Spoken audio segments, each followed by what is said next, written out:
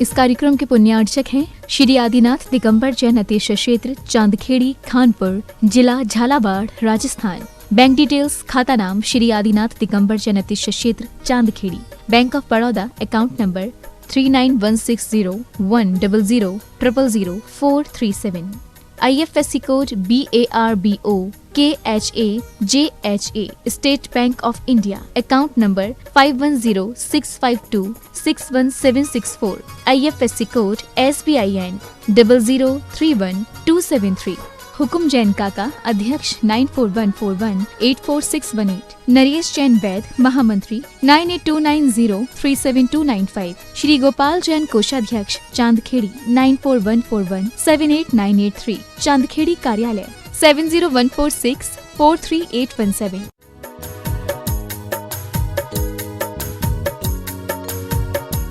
नमोस्तु। सभी मुनि चरणों में बारंबार नमोस्तु। और अब ऑनलाइन जिज्ञासाओं को संपन्न करने के लिए हम यहाँ पर निवेदन करते हैं पूज्य निर्यापक स्वर्ण मुनि श्री 108 प्रसाद सागर जी महाराज से कि वो ऑनलाइन जिज्ञासाओं को संपन्न करें। और यह विश्व प्रसिद्ध कार्यक्रम आप सभी जानते हैं, जिज्ञासा समाधान, जिसमें कि देश विदेश के लाखों भक्त निरंतर अपनी जिज्ञासाओं को यहाँ पर संपन्न करते हैं। ये सब जानते हैं कि यह एक ऐसा अनोखा कार्यक्रम है जहां पर गुरु भक्तों को जब आगम की कोई भी समस्या आती है, कोई भी जिज्ञासा आती है और जब उनको कोई भी समाधान प्राप्त नहीं होता है तो वो पूज्य मुनि पुंगव सुधा सागर जी महाराज के चरणों में आते हैं और जैसे ही वहां पर अपना प्रश्न रखते हैं तो तुरंत ही एक बार में उनकी सभी जिज्ञासाओं का समाधान हो जाया करता है। तो अभी पूज्य मुनि श्री निरापक प्रक्षणाश्वाध्याय विलयाम श्री कार्य।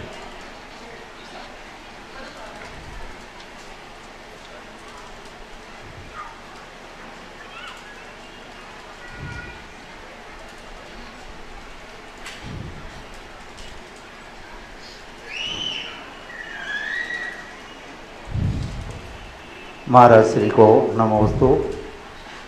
सबसे पहले मेरी जिज्ञासा है, बहुत समय से चिंतन चल रहा है कि कोई व्यक्ति अशुद्ध वस्त्र पहने हुए है और वो यदि शुद्ध वस्त्र वालों को छी लेता है तो वो अशुद्ध हो जाता है, और शुद्ध वस्त्र वाला यदि अशुद्ध वाले को छीता है तो वो शुद्ध नहीं होता है। इसमें कौन सा सिद्धांत लागू होता है? एक सीधा सा सिद्धांत है कि खरबूजे पे तलवार गिरे या तलवार पे खरबूजा गिरे, कटेगा तो खरबूजा ही। यही इसका समाधान है। चाहे अशुद्ध शुद्ध वाले को चाहिए, चाहे शुद्ध वाला होना तो अशुद्ध वाले शुद्ध को ही अशुद्ध है, ऐसा। महाराज श्री डॉक्टर मगन जैन आष्टा मध्य प्रदेश से, उद्वेलन की प्रक्रिया कैसे घटित होती है? चारों गति के जीव किस प्रकार पूर्व कर्म को उदय में लाकर नष्ट करने में सक्षम जाते हैं? उद्वेलन के उदय, उद्वेलन और उदय अलग चीज है।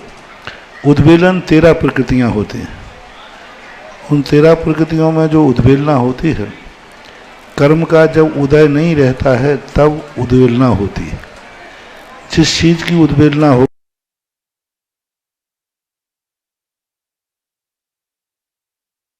कर लिए गए, इसके अंदर आदि से संलीना यानी मार्गणा में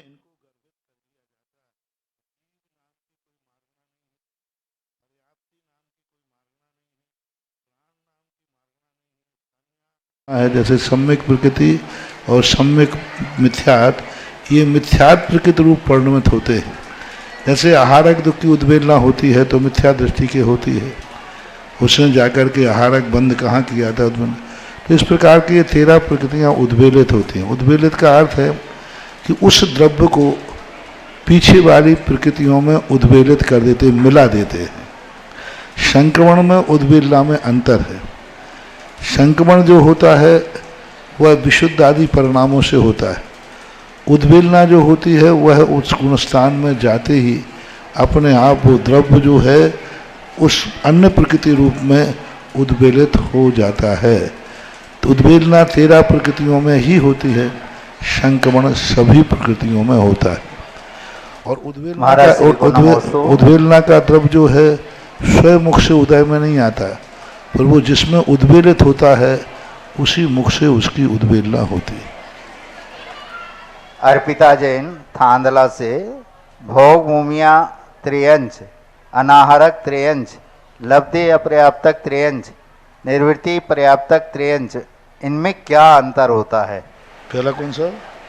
भोग भूमिया त्रियंच, अनाहरक त्रियंच, लब्धि अपर्याप्तक त्रियंच, निर्वृत्ति पर्याप्तक त्रियंच, इनमें क्या अंतर होता है? अनाहरक त्रियंच जो होते हैं ये भोग विग्रह गति में होते हैं। जब जीव मरण करके आता है, त्रियंच गति नाम कर्म का हो जाता है, तब उनको अनाहरक बोलते हैं। और वैसे कभी भी त्रियंच अनाहरक नहीं होता। दूसरा, भोग भूमि त्रियंच जो होते हैं उनमें पर्याप्तक और निर्वृत्ति पर्याप्तक ही होते हैं, अपर्याप्तक वहाँ नहीं होते।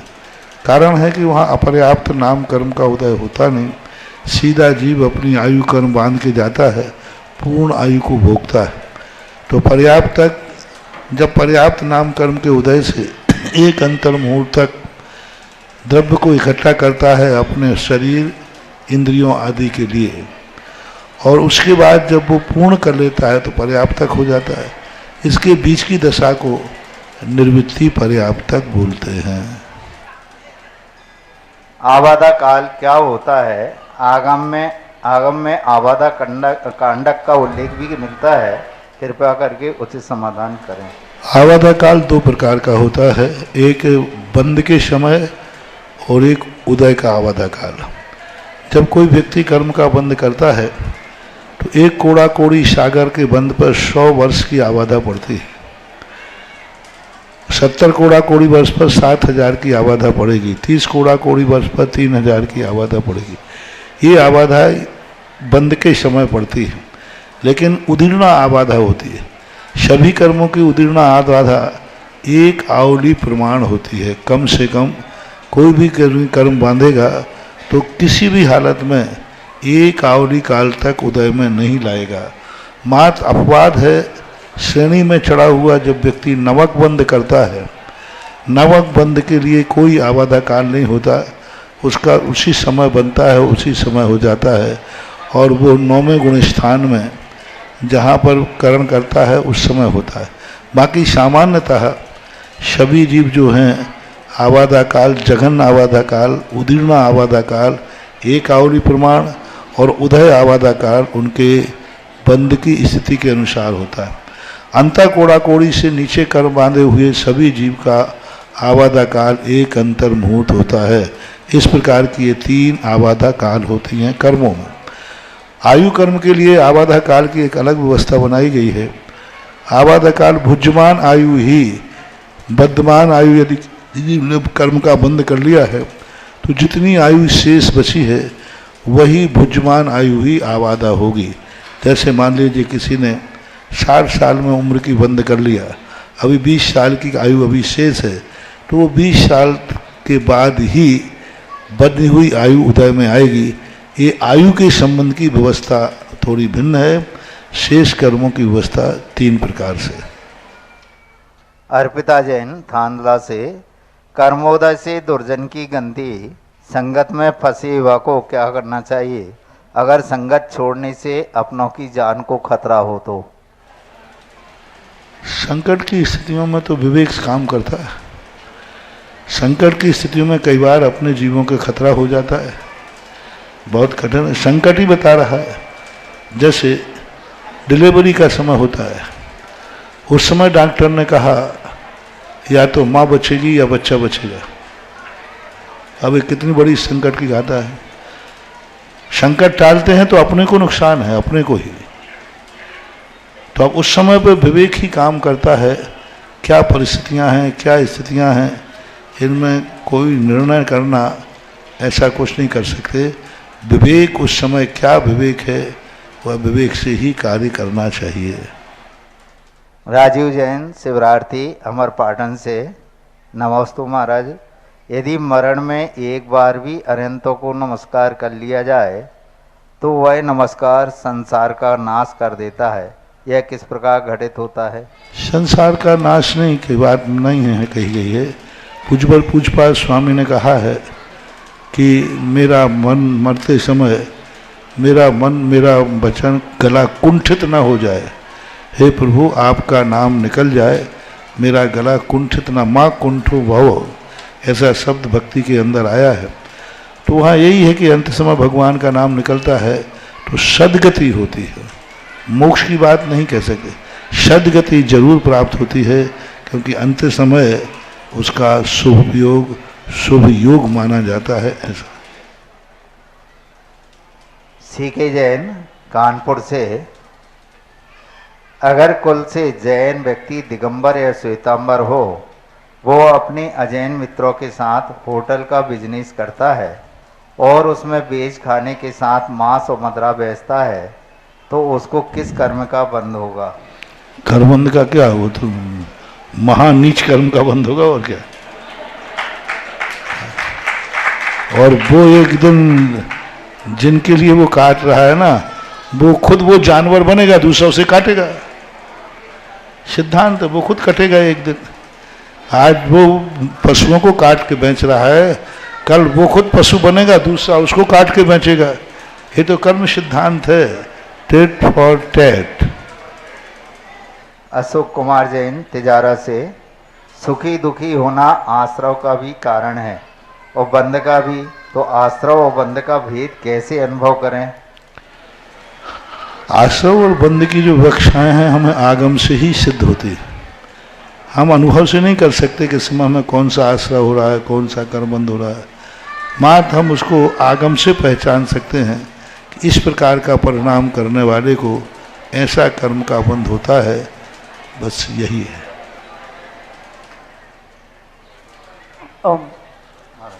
और इस प्रकार से ऑनलाइन जिज्ञासाओं के पश्चात यहाँ पर विराजमान गुरु भक्तों की ओर से जिज्ञासाएं संपन्न होंगी। और अब निवेदन करेंगे पूज्य निरापक श्रवण मुनि श्री वीर सागर जी महाराज से कि वो अपनी जिज्ञासा। नमोस्तु महाराज। आजकल वर्तमान में बहुत से लोग जो हैं ग्रहों के चक्कर में पड़े रहते हैं। किसी ग्रह की कमज़ोर दशा होने पर वो भिन्न भिन्न पत्थरों को पहनते हैं। मंगल ग्रह कमज़ोर होता है तो माणिक को पहन लेते हैं, सोम आदि कमज़ोर होता है तो मोती आदि पहन लेते हैं। क्या इन पत्थरों की अंगूठी पहनने से उसके ग्रहों की दशा बदल जाती है? क्या उसके जीवन पर कुछ प्रभाव पड़ता भी है अथवा बेवकूफ़ी बनाया जाता है दुनिया में? पहले हमें इनमें ग्रहों का स्वरूप समझना पड़ेगा कि ग्रह कुछ भी नहीं करते हैं। ग्रह जड़ हैं, अचेतन हैं। जैन दर्शन के अनुसार पृथ्वी काय है। संगी पंचमी में एक इंद्री पृथ्वी काय का नाम है ग्रह। तो ये ग्रह कुछ भी नहीं करते। ये ग्रह हमारी दशा के लिए थर्मामीटर का काम करते हैं। जैसे बुखार आने पर थर्मामीटर होता है, वो थर्मामीटर से हमें बुखार पता चलता है। थर्मामीटर में बुखार नहीं है और थर्मामीटर ने बुखार दिया भी आल्सो। ऐसी प्रकार ये ग्रह जो हैं हमारी दशा को बताते हैं। इस समय तुम्हारे कौन से कर्म का उदय आने वाला है, तुम्हारी क्या स्थिति बनने वाली है, तुम्हें कौन सा तत्व खत्म होने वाला है। तो हर ग्रह एक, जैसे आपकी मशीन होती है, अलग अलग जांच की एक ही मशीन होती है कि अलग अलग होती है? अलग अलग होती है। इसी प्रकार ये ग्रह अलग अलग है। ये हर ग्रह हमारी दशा को बताता है। जैसे बुध ग्रह है वो हमारी दशा को बताएगा, हमेशा सुख समृद्धि व्यापार संबंधी उस दशा को। शनि ग्रह है जो बताएगा तुम्हारी मानसिक स्थिति, तुम्हारी पारिवारिक स्थिति। शुक्र ग्रह बताएगा तुम्हारी शक्तियों के संबंध में। तो ये 9 ग्रह जो हैं हमारे लिए जांच मशीन है कि इस समय तुम्हारी कौन सी दशा चलने वाली, कौन सा कर्म आने वाला है। अब उन कर्म के अनुसार जो माणिक आदि हैं, रत्न आदि हैं, ये उसकी पूर्ति करते हैं क्योंकि पौद्गलिक हैं। पौद्गल की कमी आई है तो पौद्गलिक है, क्योंकि इनमें रत है। जैसे कि मान लो किसी के में आयरन की कमी आती है तो वो कहता है कि भाई आप अनार खाइए ज़्यादा, आपके आयरन की कमी है। जैसे फल बता देते हैं कमी से, ऐसा ही ये रत्न होते हैं। जिस तत्व संबंधी तुम्हारे शरीर में कमी आ रही है उस तत्व की वो पूर्ति कराएंगे, और वो तत्व की जैसी पूर्ति होगी तो आपके पुण्य कर्म की उदीर्णा होगी। जैसे आपको सर्दी थी तो किसी ने कह दिया कि भाई गर्मी थी, गर्मी बढ़ रही थी, उन्होंने कहा भाई जीरे का पानी पी लो, ठंडाई पी लो। तो ठंडाई पीने से ठंडाई ने गर्मी शांत नहीं की है, ठंडाई पीने से तुम्हारे शीत नाम कर्म का उदय आया है। आपको जो ठंडक आई है वो ठंडाई से कदापि नहीं आती, उस ठंडाई ने आपके शीत नाम कर्म की उदीर्णा कर दी और गर्मी नाम कर्म के को उपशमित कर दिया। अपन कहते हैं कि इसने ठंडाई से इसको ठंडक मिली है। सत्य यह है कर्म से मिली है, अब कर्म की उदीर्णा उसने कराई है। नहीं तो कोई रत्न पहनने से हमारा अशुभ शुभ कर्म बदल जाएगा? हाँ बदलते हैं। तो जो हमारी उदीर्णा, रत्न जो पौधगलिक वस्तुएं हैं उदीर्णा कराती हैं। जैसे अपन बहुत टेंशन में थे, वो कहते हरा रंग देखो, आप एक गार्डन देखते ही हमारे मन में अलग भाव आ गए। पौधगलिक निमित्तों को देखकर हमारे परिणाम, हमारे शरीर के हार्मोन्स बदलते हैं। यदि अभ्रक को लगा दिया जाए तो हमारे सिर में अभी भी चक्कर आ सकता है, पसीना आ जाएगा। उष्ण कर्म नाम कर्म की उदीर्णा आ जाएगी। अभ्रक नाम की एक चीज होती है, अभ्रक को नाखून के अंदर भर दें सर्दी के दिनों में तो गर्म होता है, अभी भर दें तो उसको खून की स्थिति बन जाएगी। अब वो असाता कर्म को उदीर्णा करा देगा अभ्रक। ऐसे ही पत्ते आदि होते हैं। अभी पत्ते जो मान लीजिए कोई का गर्मी चढ़ी है, मचकुंद का फूल लगा दिया बांट करके, लौंग लगा देते बांट कर। अब लौंग ने लगाकर क्या किया, उसने तुम्हारे साता कर्म की उदीर्णा में बन गया। जितनी औषधियां हैं, तो ये तो औषधि है, लेकिन स्टोन हाँ, धारण करने स्टोन, हाँ तो औषधि लगाना, जैसे लेप से भी कई बार होता है, आप कहते भाई वो बाम लगा दीजिए, सिर दर्द कर रहा है ट्यूब लगा दीजिए, मालिश कर दीजिए, उससे भी आपके साता का वेदनी कर्म की उदीर्णा होती है। ऐसे ये स्टोन जो हैं इन सब का नेचर भिन्न भिन्न है। जैसे पत्तों का नेचर भिन्न भिन्न है, ऐसे इनका स्टोन, माणिक का नेचर अलग है, पन्ने का नेचर अलग है। एक गरुड़ मणि आती है, वो मैंने खुद देखी कारंजा के अंदर, उसके ऊपर जल ढाल देने से यदि सांप के कांटे को पिला दिया जाए तो उसका जहर उतर जाता है। मैंने खुद वहाँ जाके देखा, 2 दिन पहले ही ऐसी घटना घटी थी। एक सोने का सिंहासन भेंट करके गए, तो अब पत्थर में जहर उतारने की शक्ति है। ऐसे ये माणिक आदि जितने हैं इनमें अलग अलग तत्व हैं। औषधि शास्त्र वाले जानते हैं किस समय कौन सी भस्म कौन से कर्म को उदीरित करती है, तो ये है, तो उसका निषेध नहीं है। लेकिन वह ग्रहों को शांत कर देते हैं, ये मिथ्यात है। वह ग्रह ने जो तुम्हारे शरीर में कमजोरी बताई थी, उस कमजोरी की पूर्ति उस रत्न के स्पर्श से आ जाती है। ये पौधगलिक वर्णन है। जैसे हमने कहा कि माम आदि लगाने से आपका दर्द हो, भाई दर्द हो रहा है, वो कौन सा लगा दो, ओम ओम ओम, मोम लगा दो। अब वो मोम ऊपर लगाते ही बस वो ठीक है। तो ये उदीर्णा करने में निमित्त बनते हैं। तो निमित्त एक संबंध है, क्योंकि सभी पत्थर एक समान नहीं होते, हर पत्थर का नेचर अलग है। जैसे फॉर एग्जाम्पल मार्बल के पत्थर से दूध जम जाता है, सैंडस्टोन से नहीं जमेगा, ग्रेनाइट से क्यों, पत्थर तो सब हैं, लेकिन अब उस पत्थर के अंदर केमिकल्स है कि वो दूध को दही बना देगा। ऐसे ही इन सब रत्नादियों में है कि जैसे स्पर्श करेगा तो आपके शरीर में उस रूप की कर्म की उदीर्णा चालू हो जाएगी, 9 कर्म बन जाता है। ऐसी व्याख्या के साथ हम उसको बैठालते हैं तो वो सही बैठता है। अब ग्रह की शांति के लिए ग्रह कभी अशांत कर ही नहीं रहा है।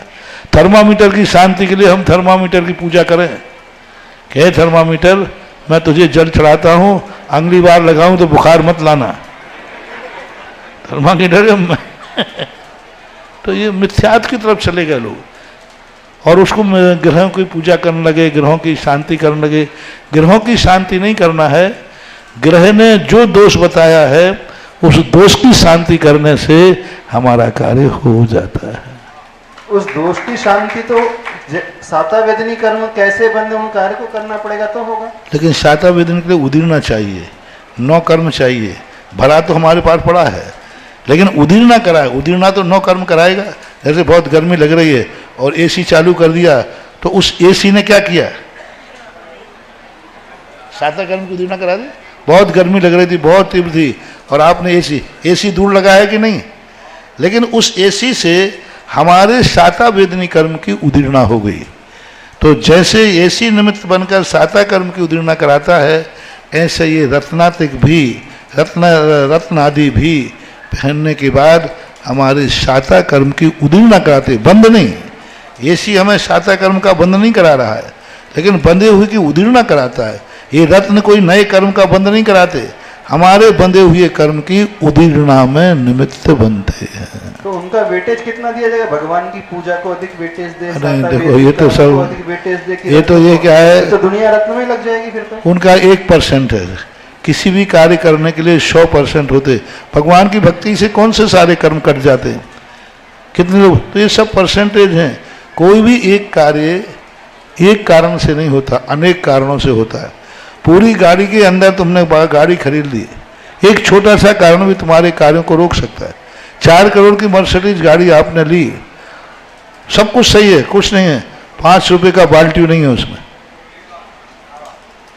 बोलो 5 रुपए के बाल्टी ने 4 करोड़ की गाड़ी को बेकार कर दिया। अब तुम कहोगे महाराज जी 5 रुपए की इतनी वैल्यू है, तो ऐसा करो फिर हम बाल्टी खरीद लेते थे, गाड़ी नहीं।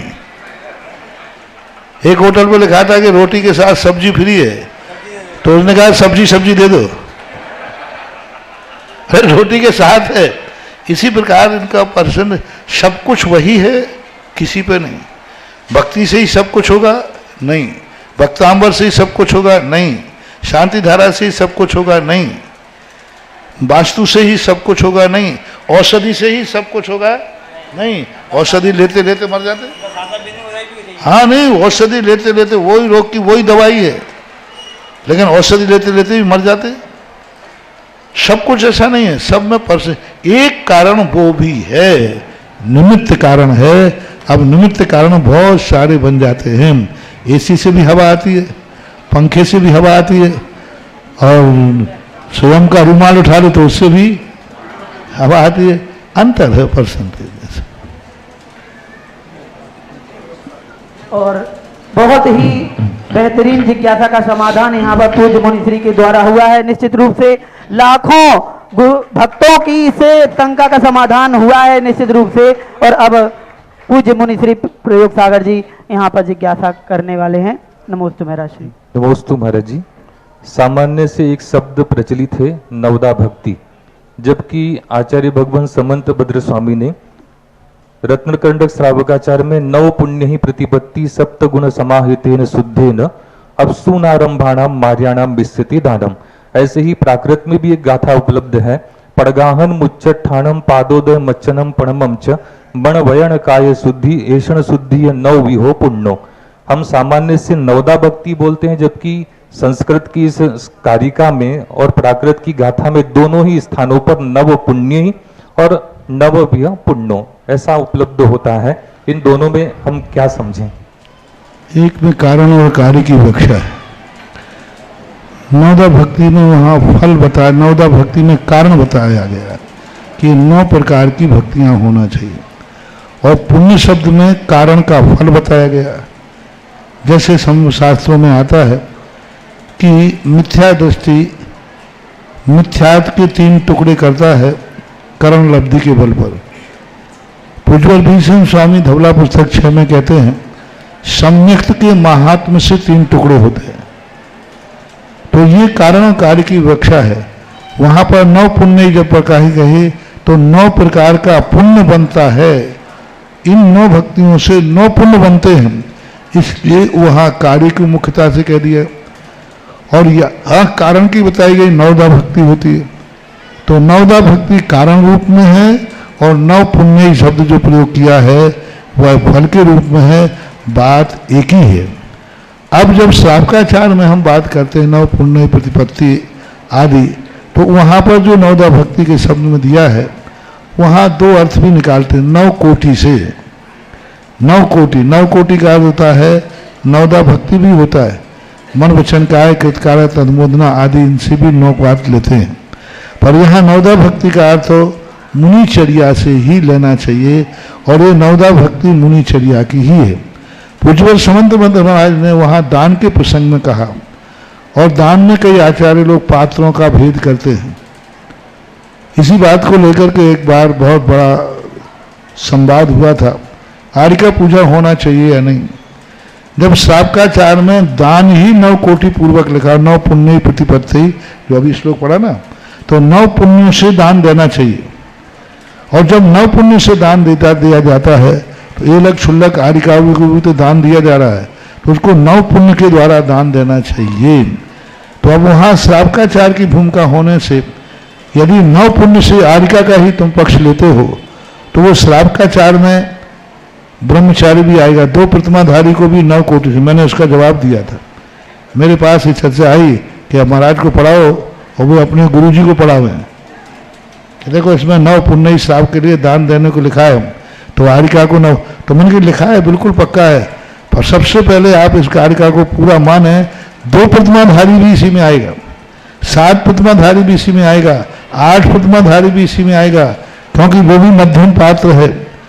तो जो मध्यम पात्र है तो उसकी भी नवदा भक्ति शुरू करो। ब्रह्मचारी 2 प्रतिमा है, नवदा भक्ति शुरू होना चाहिए, क्योंकि दान 9 पुण्य से दिया जाता है।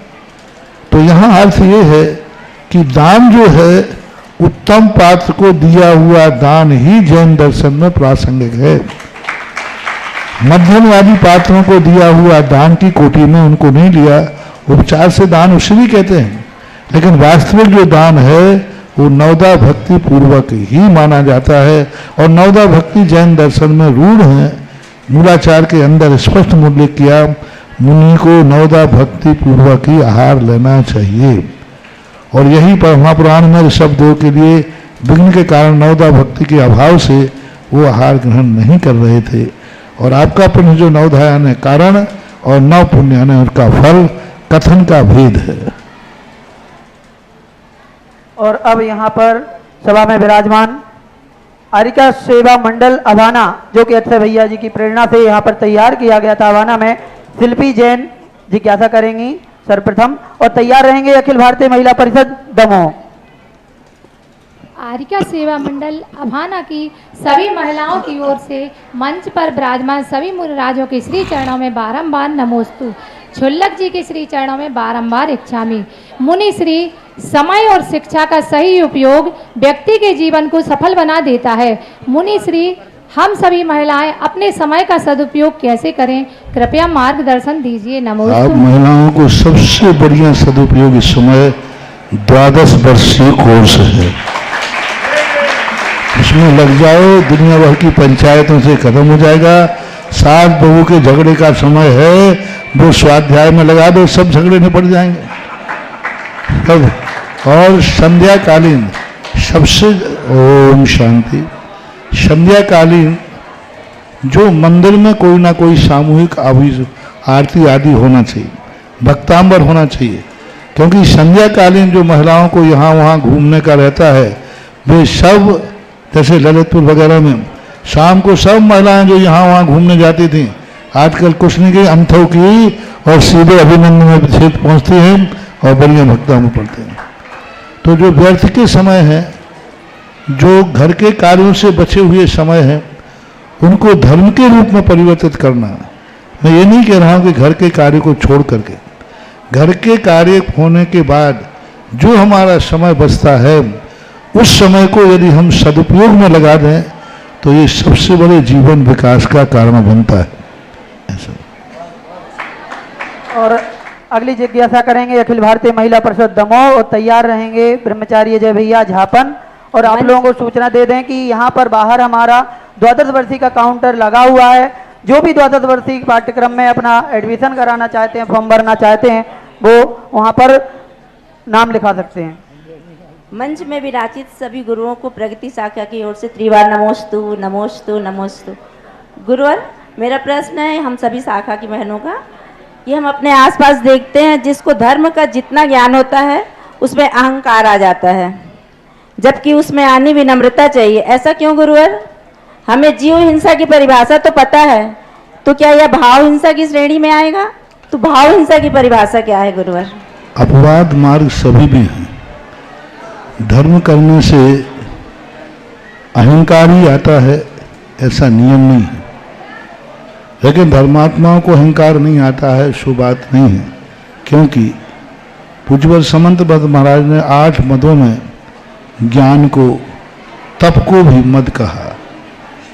जो वैभव है, रिद्धि सिद्धियां हैं, इनका मद आता है। साइड इफेक्ट हर चीज में होता है। अक्सर कर शादी होने के बाद झगड़ा क्यों होता है? अक्सर कर तो क्या शादी को बदनाम कर दें? अक्सर कर विवाह होने के बाद घरों में बंटवारे क्यों होते हैं? विवाह के पहले किन किन के बंटवारे हुए घर में?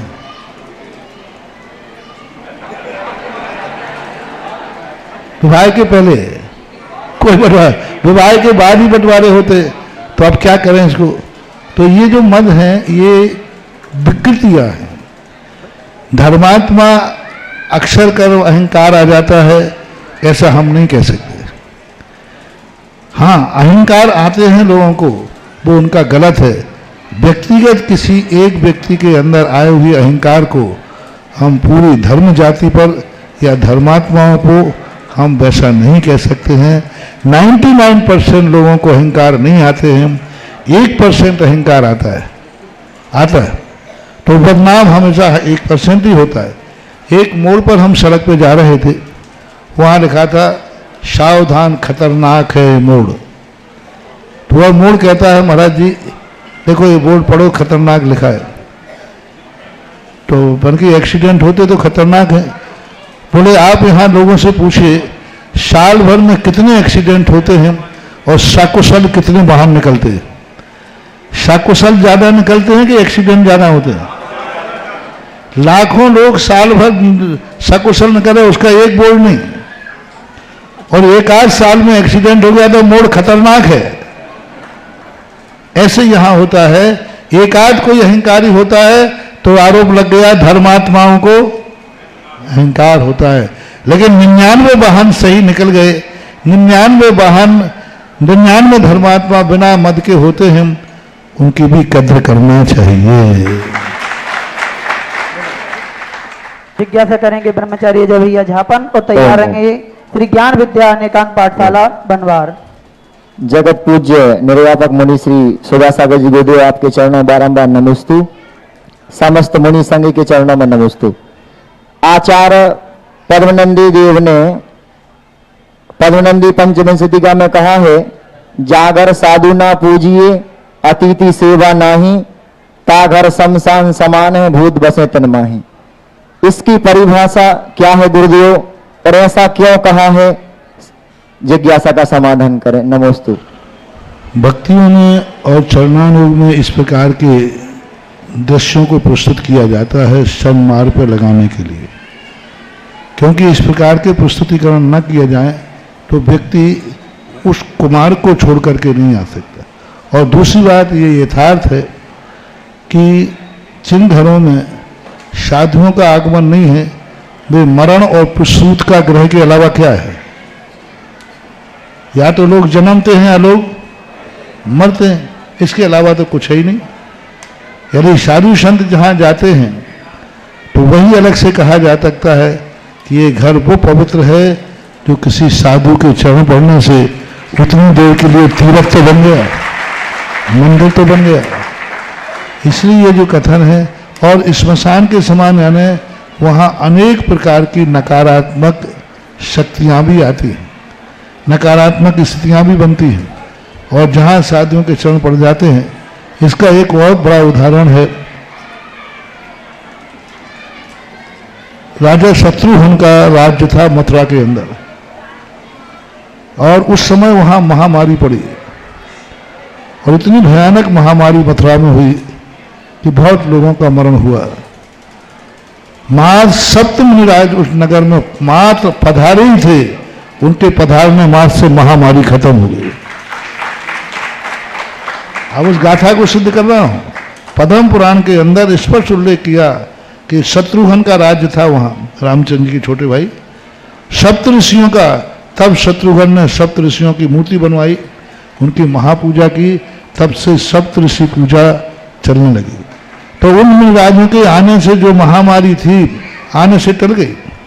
ऐसे कई बार इन शास्त्रों में आता है कि मुनिराज कहीं विचरण करते हैं, कितने योजन तक सुवृक्ष हो जाता है। तीर्थंकर विहार करते हैं मुनि अवस्था में, कितने किलोमीटर तक सुवृक्ष हो जाता है, दुर्भिक्ष भाग जाता है। इससे सिद्ध है कि मुनिराज के चरण पड़ने से कुछ ना कुछ तो अच्छा होता है, कम होता होगा या ज़्यादा होता होगा। तो ये श्लोक कोई माँ डराने धमकाने के लिए नहीं है, इसमें सत्यता ज़्यादा है, जैसे मथुरा के अंदर हुआ। जिज्ञासा करेंगे श्री ज्ञान विद्या मंडल पाठशाला एवं तैयार हैं श्रीमती चंद्र प्रभा जैन। हे गुरुदेव, वनवास जैन समाज और पाठशाला के सभी बच्चों की ओर से बारंबार नमोस्तु नमोस्तु नमोस्तु। गुरुदेव, आचार्य श्री वनवास से होते 3 बार गए। वो कहते थे कि आप लोग बड़े बाबा की परिक्रमा में रहते हैं। तो गुरुदेव, हमारी जिज्ञासा है कि कुंडलपुर सिद्ध क्षेत्र से कितने किलोमीटर में जन्म लेने वाले जी पुण्यशाली हैं? जो लोग अपने आप को गर्व करते हैं और बड़े बाबा को इष्ट देव मानते हैं, वे सब बड़े बाबा के अंतर को मानते हैं। और इष्ट का अर्थ होता है अपने घरों में कोई भी मांगलिक कार्यक्रम हो, सबसे पहले श्रीफल जिनके चरणों में जाता है वे सब इष्ट देव माने जाते हैं और वे उनकी छाया में माने जाते हैं। जिज्ञासा करेंगे श्रीमती चंद्र प्रभा जैन। तैयार रहें राखी जैन पथरिया। नमोस्तु महाराज श्री छुल्लक जी को इच्छामी।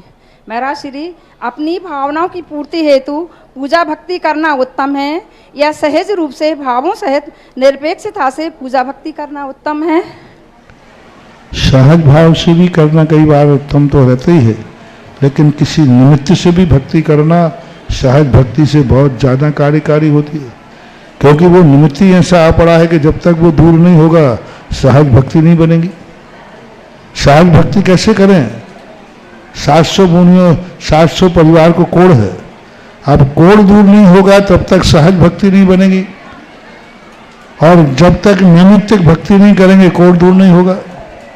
तो ये सहज भक्ति ये सब तात्कालिक परिस्थितियां देखी जाती हैं। कभी कभी भगवान की भक्ति निमित्त परक भी होती है, पर्पस भी होती है, और कभी सहज भक्ति होती है। ये सब व्यवस्थाएं हैं, समस्याओं को लेकर के विचार करना चाहिए। हमेशा सहज ही भक्ति करोगे ऐसा नहीं, सहज ही भक्ति करोगे आप गृहस्थी नहीं चला पाओगे, आपकी सहज भक्ति हो ही नहीं सकती। कई बार तुम्हारी भक्तियों में सहज भक्ति भली करो। अभिषेक करते करते यदि आपका बच्चा अस्पताल में है, इंटरव्यू देने गया है और आप सहज अभिषेक करते थे, तो उस दिन भाव आ ही जाएगा भगवान बच्चे का ध्यान रखना या हो जाए। तो ये आता है गृहस्थों को। जिज्ञासा करें राखी जैन पथरिया एवं तैयार रहें उन्नति जैन।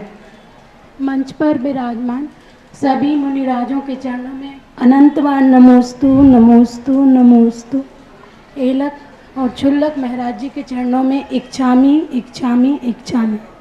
जिज्ञासा यह है गुरुजी कि आप आचार्य श्री बहुत ही संयमी गुरुजी थे, लेकिन आप कहते हैं कि वो देवता बन गए हैं, तो देवता पर्याय में वो हमारे लिए उतने पूजनीय नहीं हैं, क्योंकि देवता असंयम भी होते हैं। तो मेरा जिज्ञासा मेरी यह है गुरुजी कि आचार्य श्री इतने संयमी थे और इतनी उनकी त्याग तपस्या थी, तो फिर वो वहाँ जाके असंयमी देव पर्याय में कैसे जन्म ले सकते? संयम सौरव साधना जिनको करो प्रणाम, ऐसे साचे संत का विद्यासागर नाम। ये तो संयम की पर्याय थे। संयम सौरव साधना जिनको करे प्रणाम, वे संयम को प्रणाम नहीं कर रहे, संयम उनको प्रणाम कर रहा है। कितनी अच्छी बात लगी।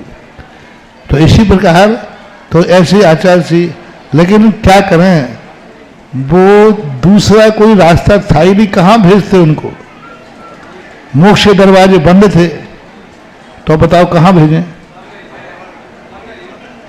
मनुष्य मनुष्य बनाते तो मिथ्या दृष्टि होना पड़ेगा। त्रियंच बना नहीं सकते। अब 3 लोक में ऐसे मुनिराज जब मोक्ष दरवाजे बंद हो तो एक ही प्रतिष्ठित सम्माननीय स्थान है देवगति। अब वहाँ का जो नियोग है वो तो अब है तो है, सभी को उठाना पड़ा।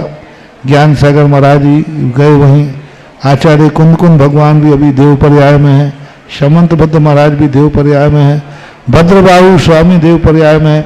अरे और तो छोड़ो, चौथे काल में लव और को, चौथे काल में सहदेव और हाँ दो नकुल सहदेव चौथे काल में भी अभी देव पर्याय में। इतने सही में इतना उपसर्ग सहन किया कि शरीर में आग लगा दी गई तो भी विचलित नहीं हुए, वो भी जाकर के स्वर्गों में हैं। तो अब एक नियोगी परंपरा है कि मोक्ष नहीं तो स्वर्ग है। इसकी प्रशंसा इष्टोपदेश नाम का एक ग्रंथ है पूज्यपाद स्वामी का, उन्होंने ये समाधान किया कि पंचम काल में मोक्ष नहीं है तो व्रतादिक को क्यों पालन करें। तो उन्होंने उदाहरण दिया है कि धूप से छाया भली। हाँ, अव्रत के साथ धूप से छाया भली। व्रतों के बिना मरकर नरक जाने की अपेक्षा व्रत लेकर के स्वर्ग जाना श्रेष्ठ है। कम से कम ये उदाहरण इष्टोपदेश के अंदर बहुत अच्छी तरह समझाया। आप व्रत में क्या करोगे? दुर्गति में जाओ। व्रत में कम से कम स्वर्ग जाकर श्रीमंदिर भगवान का दर्शन तो करोगे, कृत्रिम चैत्यालयों की वंदना तो करोगे। तो ये व्यवस्थाएं बनाई गई हैं। हाँ, अभी इष्टोपदेश में आया होगा, ये बात है। नमोस्तु महाराज जी, इच्छामी महाराज जी। जिज्ञासा करेंगे उन्नति जैन तैयार रहेंगे, सम्यक जैन शास्त्री मंदसौर शिविर में। महाराज जी, जैसे कि 5 साल में नियम लेते हैं अष्टमी उसका, जैसे कि नहीं कर पाते उसमें पाप तो नहीं लगता है? नियम लिया है तो करना चाहिए, पाप तो लगेगा। नहीं कर पाते तो करना चाहिए, पर बाद में सुधार करके, मान लो किसी कारण से अष्टमी छूट गई तो 9वीं को कर लो, 10वीं को कर लो, लेकिन हमेशा के लिए नहीं। कुछित कदाचित कभी ऐसा हो जाता है, अष्टमी को कोई नियम लिया छूट गया तो उस नियम को 2 दिन करना चाहिए, डबल 9वीं और 10वीं को।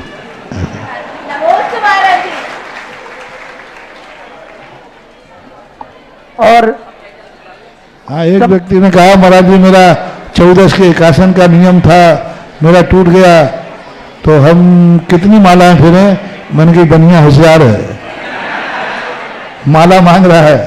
तो हम कही माला नहीं, अच्छा 14 को नहीं कर पाए, नियम था एकासन का, ठीक है आगे 2 एकासन कर लेना। फिर उसके बाद वो कहता मैंने कभी नहीं, फिर वो आया बाद में 2 एकासन कर लिए। बोले महाराज जी आपने क्या प्रायश्चित दिया? उसके बाद अभी तक कभी नहीं टूटा। मैंने क्यों? बोले एक ही में निपटा दो, 2 निपटाना पड़ेंगे नहीं तो। हाँ, वैसे एक ही करना पड़े। तो बोले चाहे परेशानी हो चाहे कैसे ही हो, हम तो एक आसन कर लेते हैं, यदि एक आसन छोड़ा तो। और अब सम्यक जैन शास्त्री जो कि मंदसौर में श्रवण संस्कृति संस्कार शिक्षण शिविर का आयोजन होने जा रहा है, उसका यहाँ पर पोस्टर का विमोचन कर रहे हैं और इसके बाद जिज्ञासा रखेंगे। पूरे देश में श्रवण संस्कृति संस्कार शिक्षण शिविरों का आयोजन इस भव्य तरीके से हो रहा है। यह पूरा का पूरा आशीर्वाद पूज्य मुनि पुंगव श्री 108 सुधा सागर जी महाराज के पावन कर कमलों के आशीर्वाद का ही प्रतिफल है। और महाराज श्री पूरे देश में शिविरों का संयोजन हो रहा है, पूरे देश में शिविरों की चर्चा हो रही है, लेकिन पूरे देश में उन सभी शिविरों में से एक ऐसा शिविर है जिसकी चर्चा पूरे देश नहीं पूरे विश्व में हो रही है, और उस शिविर का नाम है दमोह नन्हे मंदिर का शिविर। पूरे देश में चर्चा हो रही है कि सुबह से लेकर शाम तक इतनी कक्षाएं चल रही हैं, लोगों के पास शक्ति कहां से आ रही इतना पढ़ने के लिए। जो लोग 1 घंटे पढ़ने के लिए संकुचाते हैं, 4-4 घंटे लगातार पढ़ रहे हैं। ऐसा पूज्य मुनि श्री सुधा सागर जी महाराज का परम आशीर्वाद है कि उनके आशीर्वाद से ही लोग 4-4, 6-6 घंटे और 2:30 बजे से 4 बजे तक गोमट सार जैसे कर्मकांड, जीवकांड जैसे विषय को पढ़ने के लिए धूप में लपटे खा खा करके लोग आ रहे हैं। ये पूज्य मुनि पुंगव श्री सुधा सागर जी महाराज का ही आशीर्वाद है और बहुत ही भाग्यशाली है दमोह के लोग। सुनो और हम लोगों के आशीर्वाद से आप लोग ऐसी गर्मी में भी शिविर लगा रहे हैं, शिविर पढ़ रहे हैं, बहुत 4-4 बार खाक पी करके पढ़ रहे हैं। आप ये बताओ, हम लोग एक खा पी करके भी सुबह से शाम तक पढ़ा रहे, ये भी तो अतिशय नहीं है।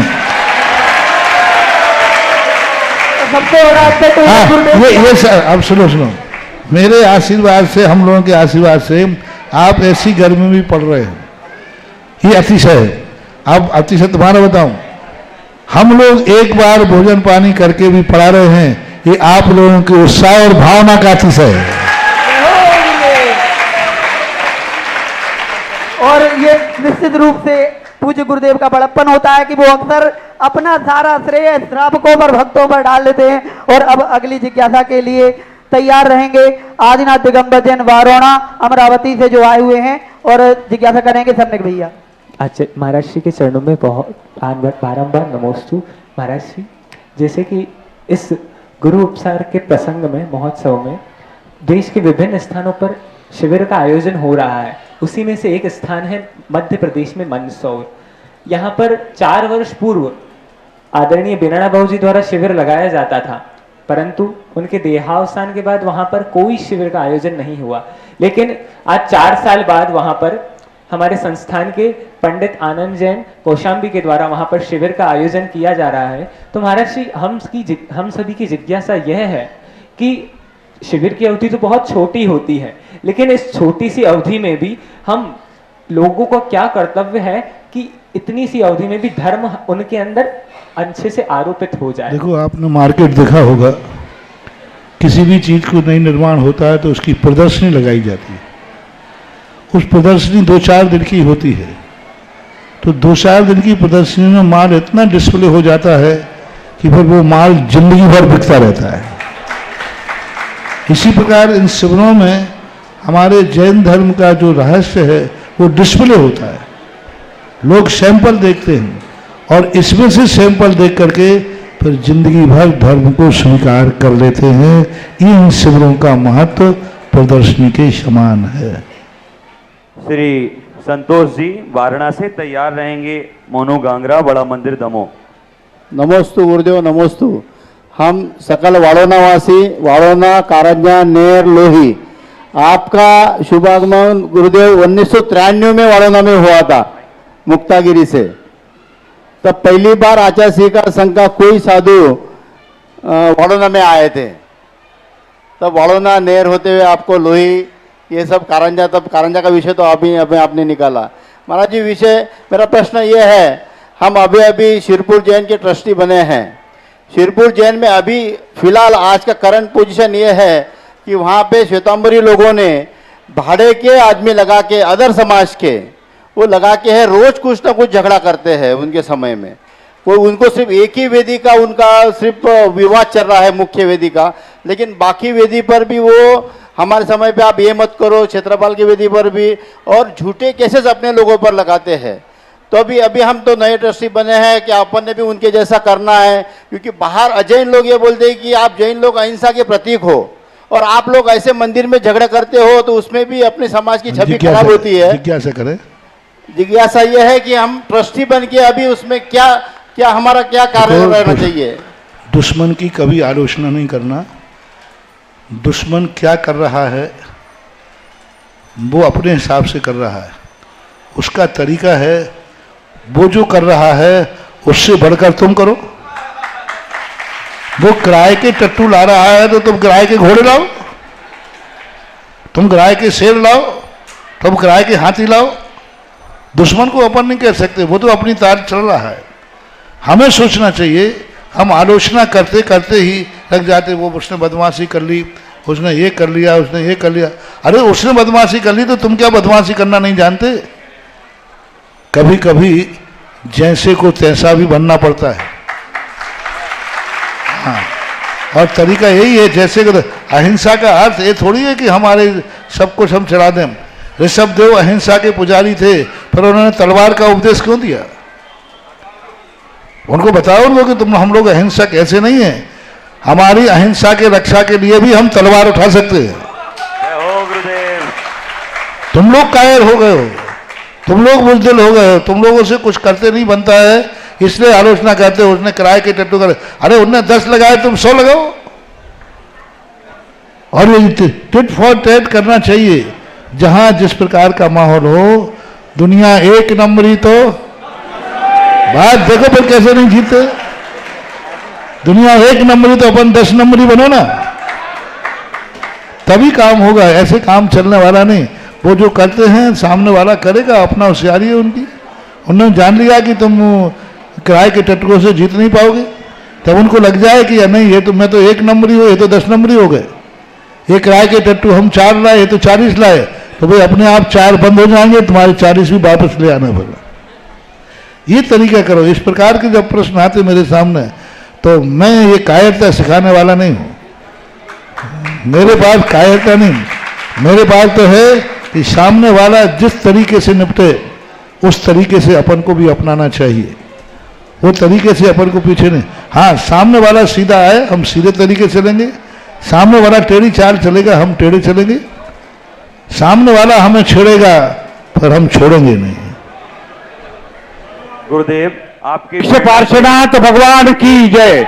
और एक क्वेश्चन करेंगे महोदय। गुरुदेव आपकी प्रेरणा से निश्चित रूप से बोल जल्दी कर लीजिए। हाँ जल्दी बोल जल्दी। हे स्वामी जी, आचार्य श्री शिरपुर में आचार्य श्री के चरण लगे तो हमको भगवान के दर्शन हो गए। और सुधा सागर जी अगर वहां आ जाए तो क्या हो जाएगा, तो वहां ये हो जाएगा, हर कोई माय का लाल, हर कोई माय का लाल। आप अगर वहां आ जाएंगे महाराज, हमारा पूरा प्रश्न मिट जाएगा। ये हमारी भावना है, ये हमारी भावना है। एक चौमासा शिव, हम जब तक जिंदा है तब तक एक चौमासा सुधा सागर जी का आपने अपनी भावना रखी। गुरुदेव, गुरुदेव आपकी प्रेरणा से निश्चित रूप से दमोह में चमत्कार होते जा रहे हैं, और आपकी प्रेरणा से ही बड़ा मंदिर दमोह के समस्त ट्रस्टी आज मिलकर के यति विहार की बाउंड्री के निर्माण के लिए 5 लाख रुपए की राशि समर्पित कर रहे हैं। मैं चाहूंगा कि अपनी भावना जिज्ञासा के रूप में श्री मोनू जी गांगरा रखें, इसके बाद तैयार रहेंगे। बहुत बड़ा, बड़े मंदिर ने बहुत बड़ी बोल गई, आखिर बड़ा मंदिर बड़ा ही रहेगा। बड़े मंदिर को लोग सारे मंदिरों में छोटा करने का प्रयास किया और वो छोटा हो गया, क्योंकि आजकल नन्ना मंदिर बड़ा मंदिर लगता है, लेकिन बड़े मंदिर ने गरिमा दिखा दी। हम बड़े थे, बड़े हैं और बड़े ही हैं। समस्त मुनि संघ के चरणों में बड़ा मंदिर कमेटी एवं समस्त आसामीगण पूज्य मुनि संघ के चरणों में नमोस्तु निवेदित करते हैं। एवं महाराज जी, जैसा कि आपका नाम है तीर्थ चक्रवर्ती, वैसा ही अभी दमोह के मंदिरों में हो रहा है। मुनिश्री, आप हमारे मंदिर पधारे और अभिषेक शांति धारा की प्रक्रिया में जो सुधार कराया, तो वो आज हम लोगों को रोज तीर्थराज पर्यूषण पर्व जैसा माहौल वहां पर रोज को लग रहा है, और हम लोगों में वैसा ही उत्साह है जैसा आपका वचन था।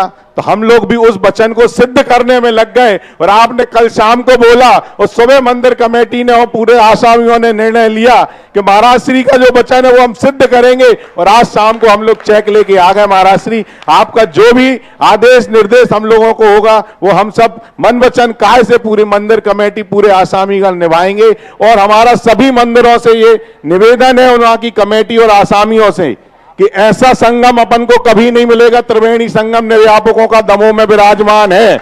अपन अपनी अपनी छोटी सी हटों को छोड़ दें, वेदियों पर से अपना आधिपत्य छोड़ दें और मंदिर परंपरा में अभिषेक प्रक्रिया में सुधार करा लें, तो हमारा दमोह एक स्वयं तीर्थ बन जाएगा और एक एक वेदी एक एक मंदिर तीर्थ का रूप ले लेगा। ऐसी हम सभी की भावना है। और हम सभी इनके यहाँ पंचायत कमेटी को दो बार अभिषेक होता था। इन्होंने सबकी ऐसे भावना नहीं, हम तो एक बार ही करेंगे। सब इकट्ठे बैठने का आनंद एक अलग ही है। बहुत अच्छा जी महाराज जी, हम सभी मंदिर कमेटी के सदस्य लोग और पंचायत के लिए यति विहार के लिए, जहां पर यतिराजों की, मुनियों की, यारिकाओं के एक मूल गुण का पालन होना है, वहां के निर्माण नवनिर्माण भूमि दान के हिसाब से जो राशि आपने बोली थी उसको भेंट कर रहे हैं महाराज जी। हम साधु भले किसी मंदिर में बैठे, साधुओं के निमित्त से जो भी बनता है वो पूरी समाज के लिए बनता है। बड़ी साधु नन्हे मंदिर में जाए, लेकिन आहार करना तो उसे बड़े मंदिर के एरिया ही में जाना पड़ता है। नन्हे मंदिर में जब भी कोई संघ आता है तो जितना लाभ नन्हे मंदिर को मिलता है नहीं मिलता हमें नहीं पता, लेकिन बड़े मंदिर, सिंगई मंदिर, सेठ मंदिर, चौधरी मंदिर, ये सभी जो एक परिक्रमा पथ में हैं, वहां पर पूरी समाज को लाभ मिलता है स्वामी जी। और ये एरिया इसीलिए बहुत कीमती है। और हमारा एक निवेदन और है महाराज जी, एक वेदी का निर्माण होना है बड़े मंदिर में, जहां पर भरत बाहुबली और आदिनाथ की प्रतिमा, उसका आशीर्वाद और देव है। आपके सानिध्य में हम उस वेदी का निर्माण करा सके, ऐसा आशीर्वाद। श्रीमती पूजा जी कटनी पाठशाला शिक्षिका जिज्ञासा करेंगी। तैयार रहेंगे वसुंधरा नगर के आसामी, वो भी 1 लाख रुपए की राशि अति विहार के लिए समर्पित कर रहे हैं। श्री सुनी जी चरणों में त्रैवार नमोस्तु, छुल्लक श्री के चरणों में इच्छामी। मुनिश्री आपने कहा था कि जिसके जैसे बाप मतारी उसके वैसे लड़का। महाराज जी, हम लोगों ने तो जितनी साधन की हीनता में, जो हमारे पास साधन नहीं थे, हमने जीवन जिया है, और हमारे बच्चों के पास साधन होने के बाद भी आज हमको हमारे माँ बाप आंख दिखा देते तो हम शांत बैठ जाते थे, पर आजकल 2-2 साल के बच्चे हमें आंख दिखाते हैं। महाराज जी, उनको कैसे हर वस्तु की महत्वता समझाएं, आप थोड़ा क्योंकि बच्चों को हमें शुरू से संस्कार लेना पड़ेगा। हम बड़े होने के बाद उनको समझाते हैं। हम जब तक हमारा बच्चा हमारे हाथ में है, गोदी में है, उस समय से हम उसको संस्कार देना शुरू करें तो बहुत कुछ सुधार हो सकता है। जिज्ञासा श्री आचार्य श्री विद्यासागर जी महाराज के आशीर्वाद से दमोह में जो 70 मुनिराजों से शिविर लग रहा है, इसकी परीक्षा कल सुबह 5 बजे से ही संपन्न होगी। प्रथम पेपर 5 से 6 बजे के बीच में द्रव्य संग्रह का होगा। द्वितीय पेपर 6 डाला और रत्नकंडक श्रापकाचार आदि का आपके लिए सूचना व्हाट्सएप आदि के माध्यम से जारी कर दी जाएगी। जिस समय जिस क्लास की कक्षाएं गुरुदेव पढ़ा रहे हैं उसी समय उस क्लास का पेपर होगा। हाँ, भक्तामर जी का और गौमट सार जी का पेपर अभी नहीं होगा। एक और गुरुदेव आपके प्रति लोगों की भावना आ रही है कि भक्तामर जी की क्लास बहुत फास्ट चल रही है, आपसे आग्रह है कि उसको थोड़ा स्लो कर दीजिए। एक दिन में अगर एक श्लोक हो सके तो संभव है। और एक और बात आई है, कल के एग्जाम के बाद परसों 30 मई 2024 गुरुवार को 6:30 बजे से इस शिविर का संपन्नता समारोह इसी पंडाल से मनाया जाएगा। तो जो भी आसपास के लोग हैं आप सभी को आमंत्रित करें। और आगे जिज्ञासा कर रहे हैं श्री सुनी जी वेजिटेरियन, तैयार रहेंगी श्रीमती राजकुमारी बेटिया जबलपुर। गुरुदेव के और सभी मुनिराजों के चरणों में बारंबार नमोस्तु। गुरुदेव, वसुंधरा नगर जो अब नया मंदिर बना है उसकी ओर से आपके आशीर्वाद से 1 लाख रुपए की राशि घोषित की हमारे अध्यक्ष कमल सिंह जी ने। बहुत अच्छा। मैं प्रश्न एक करना चाहता हूं महाराज जी कि आपकी अद्भुत व्यक्तित्व के प्रश्न ही पूछ रहा हूं महाराज जी, थोड़ा सा एक लाइन का। आपकी अद्भुत क्षमता से सांगानेर में आपने जो अकृत्रिम चैत्यालय निकाला था, तो महाराज जी प्रश्न मेरा ये है कि उस समय में जब मुगल काल में मूर्तियों को सुरक्षित किया जाता था इसलिए उनको अंदर रखा गया, लेकिन हमारी पीढ़ी ने तो दर्शन कर लिए, आने वाली भविष्य की पीढ़ी कैसे कर पाएगी? तो क्या मंदिर को बाहर व्यवस्थित बहुत भव्य नहीं बनाया जा सकता? और महाराज एक और इसी से जुड़ा है कि आप उसमें अंदर गए थे, बहुत बड़ी रिस्क ली आपने हम सबके लिए, और आपको क्या भय नहीं लगा? नमोस्तु महाराज जी। पहली बात तो यह है, हम यहाँ ऊपर रखी हुई पाषाण की मूर्तियों को नहीं बचा पा रहे हैं। आए दिन मंदिरों में चोरियां हो रही हैं, हम पीतल की मूर्तियों को नहीं बचा पा रहे हैं। वो तो अनमोल मूर्तियां हैं, ना जाने कितने लोगों को मार करके लोग ले जाएंगे। जब ये मूर्तियां नहीं बच पा रही, चौकीदारों को बांध कर ले जाते हैं, वहाँ तो वो आएंगे उन अनमोल मूर्तियों को, चौकीदार कोई भी हो, मार पीट करके ले जाएंगे। कम से कम वर्षों में सही, लेकिन सुरक्षा तो है, दर्शन तो हो रहे। रही बात भय की, ये मत पूछो कितना भय लगा था, वो कभी प्रसंग आने पर बताएंगे। श्री राजकुमारी जी बेटिया तैयार रहेंगी। सुभी जी जैन करेली। गुरु जी के चरणों में नमोस्तु नमोस्तु नमोस्तु। मेरा प्रश्न यह है कि सलाका पुरुष और 169 महापुरुष, जब दोनों को एक साथ लिया गया है तो फिर अलग अलग भेद क्यों है? सलाका पुरुष और महापुरुष को एक साथ कहाँ लिया गया? महापुरुष की व्यवस्था अलग है, सलाका पुरुषों की व्यवस्था अलग है। महापुरुषों का बिल्कुल सब कुछ अलग है, जीवनचर्या, उनके भवान्तर, उनके सब कुछ भिन्न है। और 63 सलाका पुरुषों का वैभव अलग है, दोनों को एक तो नहीं कहा गया। जी जिज्ञासा करेंगी श्रीमती कुमारी सुभी जी करेली। तैयार रहेंगी श्रीमती पूना जैन कटनी पाठशाला शिक्षिका। नीता जी जैन कांच मंदिर दमोह। सप्त ऋषि राजों के पावन चरणों में नमोस्तु। महाराज जी, निगोदिया जीव तो 7 स्थानों में जन्म नहीं लेते, लेकिन महाराज जी केवली और बैक्रियत तो ठीक है, लेकिन आहारक पृथ्वी जल अग्नि वायु इन 7 स्थानों में क्यों नहीं लेते? क्योंकि इनके निगोदिया जीवों का आहारक शरीर इतना सूक्ष्म होता है, सप्त धातुओं से कुधातुओं से रहित होता है। जहाँ सप्त कुधातु होंगी वहीं निगोदिया जीव जन्म लेगा। उनके शरीर में जन्म नहीं लेते, लेकिन शरीर जितने एरियो को घेरता है वहाँ तो निगोदिया जीव ठसाठस भरे हुए हैं, पर उस शरीर का आश्रय लेकर नहीं रहते, क्योंकि उसमें कुधातु नहीं रहती। बैक्टीरिया शरीर में कुधातु नहीं रहती, इसलिए वहाँ वो जन्म नहीं लेते हैं। पृथ्वी का है आदि में कुधातु नहीं है। पृथ्वी का है, जल का है, अग्नि का है, वायु का है, इनमें सप्त कुधातुएं नहीं होती।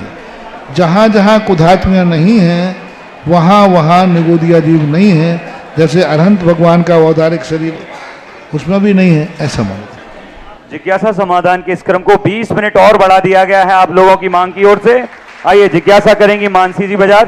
तैयार रहेंगे श्री पारितोष जैन। 21,000 रुपए की राशि इन्होंने समर्पित की है यदि बिहार के लिए। सभी मुनिराजों को नमोस्तु। महाराज जी, मेरी जिज्ञासा यह है कि सुबह की पूजा में अगर देवशास्त्र गुरु की पूजा के बाद मेरे भाव सिर्फ बड़े बाबा और छोटे बाबा की पूजा में लगते हैं, तो क्या दूसरे तीर्थंकर की पूजा नहीं करने पे मैं कुछ गलत कर रही हूँ? नहीं, कोई बात नहीं, कर सकते। तैयार रहेंगे पारितोष जी। इसके बाद जिज्ञासा करेंगे श्री नम्रता जी उजियारी जबलपुर, श्री जिनेन्द्र जैन गुड्डू होकम कटपीस दमोह। कौन है?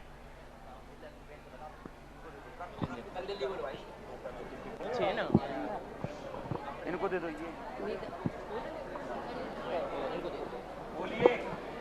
महाराज जी के चरणों में नमोस्तु नमोस्तु नमोस्तु। महाराज जी, जैसे छोटे बच्चे द्रव संग्रह या कुछ सीख जाते हैं और वो तोतली भाषा में बोलते हैं, अपन तो उनको सही सिखाते हैं। कोई बात नहीं, चलेगा, कोई बात नहीं। महाराज जी, जैसे मंदिर घर के बगल में मंदिर होता है तो बोलते उसका दोष लगता है, उसकी वजह से आपको ये।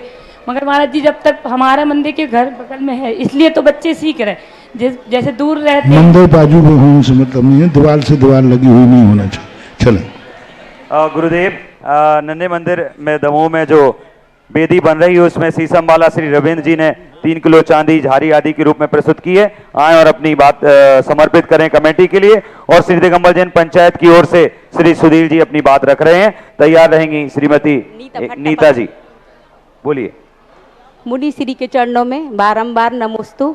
मुनि श्री, हमारी यह जिज्ञासा है कि द्रव्यलिंगी और भावलिंगी मुनि कौन होते हैं और वर्तमान में कौन से मुनिराज होते हैं? द्रव्यलिंगी का अर्थ है 28 मूल गुणों का निर्दोष पालन करते हैं, लेकिन मोक्ष के लिए नहीं करते हैं। मोक्ष उनकी दृष्टि में नहीं आता, वो द्रव्यलिंगी है।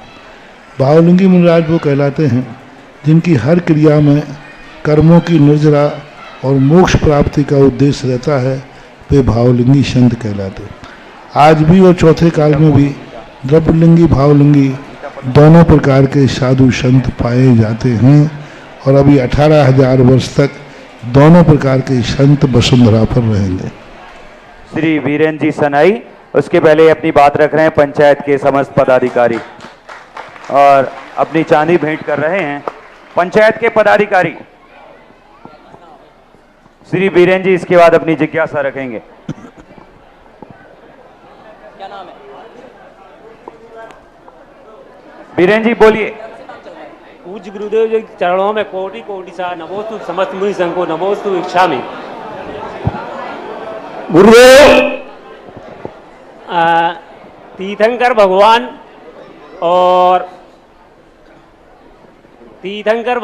और गणधर स्वामी जो होते हैं, उनमें तीर्थंकर भगवान और सामान्य केवली में क्या अंतर है गुरुदेव? कृपया समाधान कीजिए। तीर्थंकर भगवान का जो होता है वो वैभव से संपन्न होते हैं, समोषण आदि विभूति से। सामान्य केवलियों में वैभव नहीं होता, लेकिन अंतरंग में अनंत चतुष्टय दोनों में बराबर होता है। पूज्य मुनिवर श्री सुधा सागर जी एवं सभी मुनि राजों के चरणों में बारंबार नमोस्तु निवेदित करते हुए दिगंबर जैन पंचायत आपसे विनम्रता पूर्वक आग्रह करते हुए एक आकांक्षा करती है कि मुनि राजों का 1 महीने का जो अभी ग्रीष्म काल चल रहा है उसमें हम लोगों को सानिध्य मिले और 1 महीने की वाचना मिले, ऐसा निवेदन है। महाराज जी आशीर्वाद देने की कृपा करें। ग्रीष्म काल शुद्ध पंचमी को खत्म हो जाता है, 1 महीने का नहीं था। 1 महीने बढ़ गए हैं, आजकल मौसम बदल गया, चेंज हो गया है। जिज्ञासा करेंगे श्री रविता जी। 47 डिग्री टेम्परेचर चल रहा है, अभी महाराज जी 44 डिग्री अभी है दोपहर शाम को। जिज्ञासा करें, उसके तैयार रहेंगी श्रीमती रविता जी जबलपुर। आज पंचम काल में होने वाले सम्यक दृष्टि भावलिंगी मुनियों को जो पूज्य नहीं मानता, उनका आदर नहीं करता, वह कौन होता है? मिथ्या दृष्टि होता है। पूज्यवर कुंद स्वामी ने अष्टपहर के अंदर कहा है, सहजो पुण्यम रूपम दट्टूरम जो न मन्य मश्यर्यो सो संजम परिवन्नो मिच्छा इट्टी हवई जीवो। जो यथाजात मुद्रा को देख करके माश्चर्य आदि परिणामों से नहीं मानता है, वो संयम का प्रतिपक्षी मिथ्या दृष्टि है, ऐसा कहा। रविता जी तैयार रहेंगे। इसके बाद जिज्ञासा करेंगे श्री जिनेन्द्र जैन, अध्यक्ष पलंदी मंदिर दमोह। पूज्य मुनि श्री के चरणों में मेरे और मेरे परिवार की ओर से बारंबार नमोस्तु नमोस्तु नमोस्तु। हे महाराज श्री, मेरा प्रश्न है, व्रत और उपवास करने से कर्मों की निर्जरा होती है, पर ये कर्म जब उदय में आते हैं तो सहन नहीं कर पाते, तो हमें कर्मों की निर्जरा कैसे करना चाहिए? नमोस्तु। बिना उदय के निर्जरा होती नहीं है, बस इतना होता है कि व्रत आदि करने से कर्म परमुख से झड़ जाते हैं, और परमुख से झड़ने से बहुत सारे कर्मों को हम कठिनता से छोड़े में निकाल देते हैं। तो व्रत उपवास आदि करने से फायदा है कि वह कर्म सत्ता में संक्रमण होता करके परमुख से खिंच जाता है, जैसे असाता शाता के रूप में परिणत हो जाती है, नीचगोत उच्चगोत में परिणत हो जाता है, ऐसा। ओम शांति। क्यों आवाज हो रही भाई?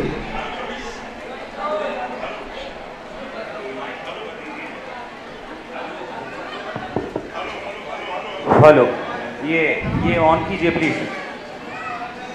हेलो, नमोस्तु गुरुवर।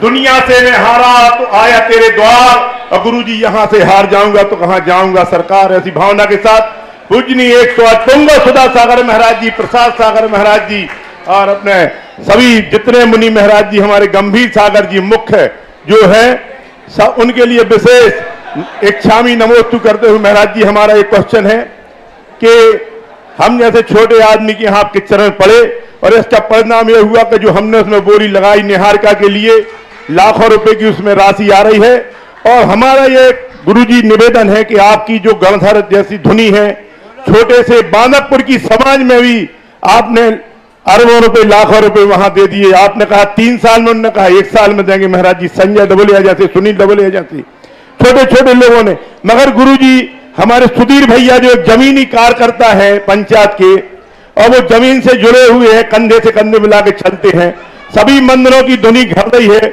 मगर कुछ मंदिर में आपकी धुनी का प्रभाव नहीं हो रहा है।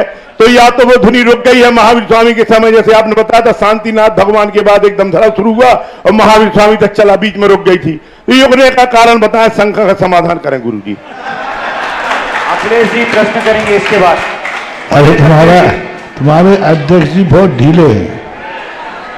यदि ये ऐसे कड़क हो जाए ना, तो दमोह के मंदिरों को तो छोड़ो, दमोह जिलों के मंदिरों का भी नाम आ सकता है। थोड़ा शक्ति बरतना पड़ेगी अपनी, थोड़ा अध्यक्ष का पावर जो है उस पावर का प्रयोग करो, हो जाएगा सब। गुरुदेव आपके अरे सुनो, मेरा सिद्धांत तो ये है, समझाने से समझाना मेरा काम है। जो दे देता है वो अच्छा है, जो नहीं दे रहा है तो मैं तो ये समझता हूँ कि ये धर्म का अतिशय है, कहीं उस पापी का धन इस मंदिर में न लग जाए, इसलिए उसकी ऐसी मति हो जाती है। तो जिनका लग रहा है उनको जब साधु संतों की निर्दोष चर्या वहाँ होगी और उन साधु संतों की जो दुआ मिलेगी तब पता चलेगा जिन्होंने दान दिया है उसका कितना बड़ा लाभ है। जी बात रखें अध्यक्ष जी, तैयार रहेंगे लोकेश जी। मुनिवर, मैं 2 लाख की घोषणा आपके समक्ष पे उसी दिन कर चुका था जब आपने जैसे ही बोला था, और बाकी मैं अपने मंदिर की मीटिंग नहीं कर पा रहा हूं अभी। जैसे ही करते हैं, अगर और जितनी राशि बढ़ सकती है वो भी बढ़ाई जाएगी।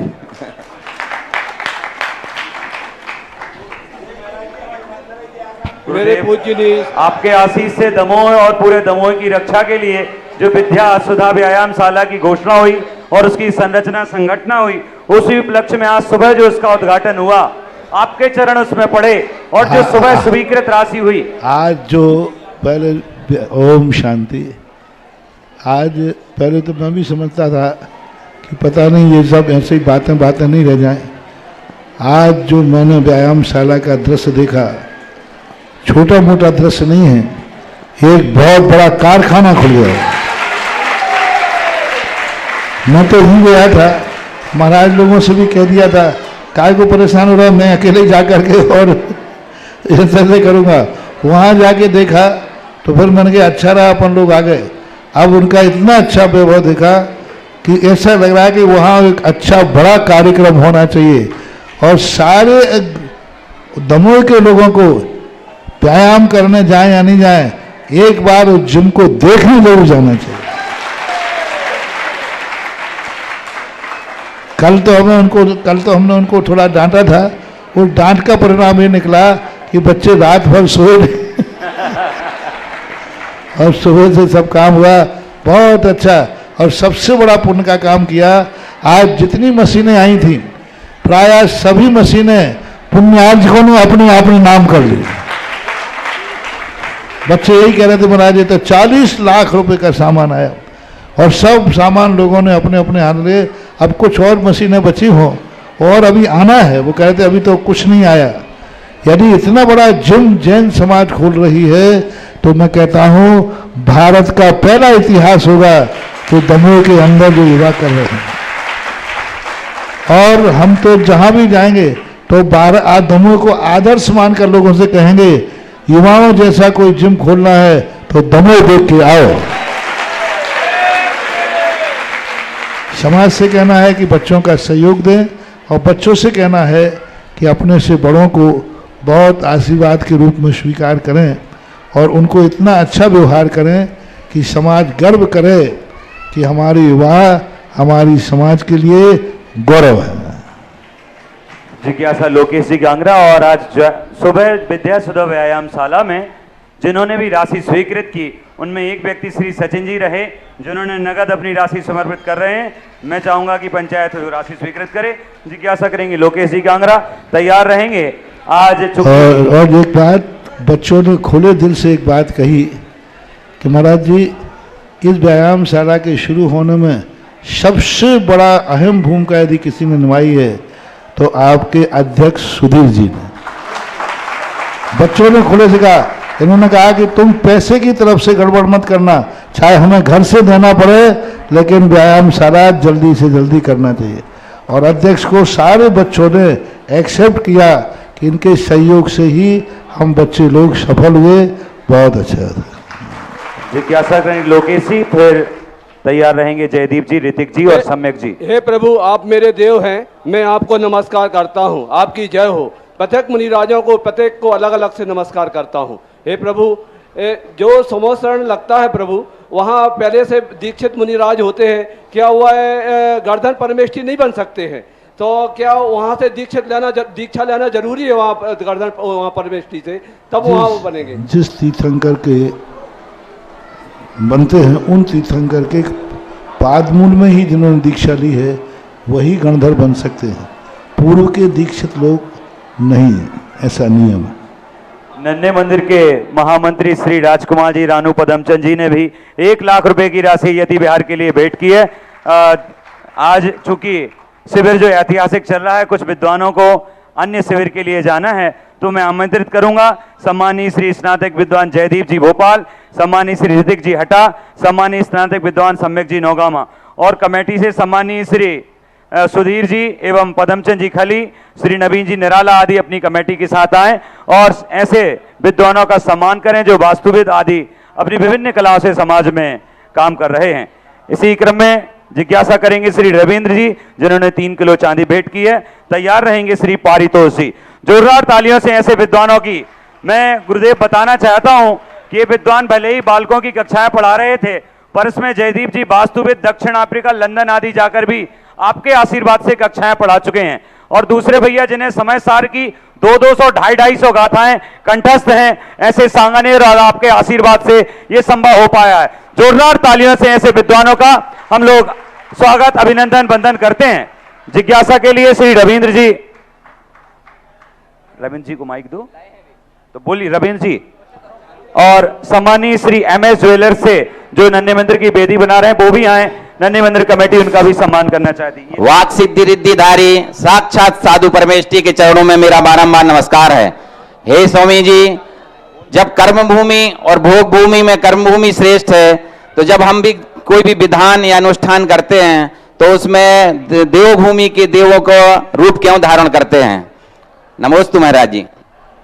कभी कभी क्या होता है, समर्थमान को आकर्षण का कारण बनाया जाता है। देवों को हम इसलिए बनते हैं कि देव बनने में व्यक्ति को वैभव को और अच्छी तरह करने की शक्ति आती है, और देवता बनने का रूप जो बनता है वो भगवान की भक्ति के लिए अनेक अनेक प्रकार की युक्तियों से, अनेक अनेक प्रकार से वैभव से, जैसे भगवान का अभिषेक देवता ही करते हैं, तो उसकी महिमा मंडित करने के लिए, क्योंकि सम्यक दर्शन में एक जिन महिमा भी कारण बना, और जिन महिमा के लिए पंच कल्याणक में आए हुए देवताओं के द्वारा किया हुआ कार्य जिन महिमा के अंतर्गत आता है, इसलिए उनको स्थान दिया जाता है। नमोस्तु महाराज जी, नमोस्तु महाराज जी। महाराज जी, मन में हम सोचते कुछ है और वचनों और क्रियाओं में कुछ हो जाता है, तो हमारे मन में जो अस्थिर ये परिणाम रहते हैं वो कैसे स्थिर हो और हम उनको शांत कैसे बनाएं? मन में कुछ हो, वचनों में कुछ हो, क्रिया कुछ हो, तो ये बैठाना चाहिए कि इस समय यदि हम मर गए तो हमें त्रियंशों में जन्म लेना पड़ेगा। माया त्रियज्ञो नश्य, तो त्रियंश योनि में जन्म ना पड़ेगा, ऐसा भय यदि हम बैठा लेंगे तो हम शायद उन परिणामों से बच जाएंगे। अनीता, बिटिया अनीता चांदी की बेदी के लिए अपने सिक्के लाइए, छोटी सी बिटिया।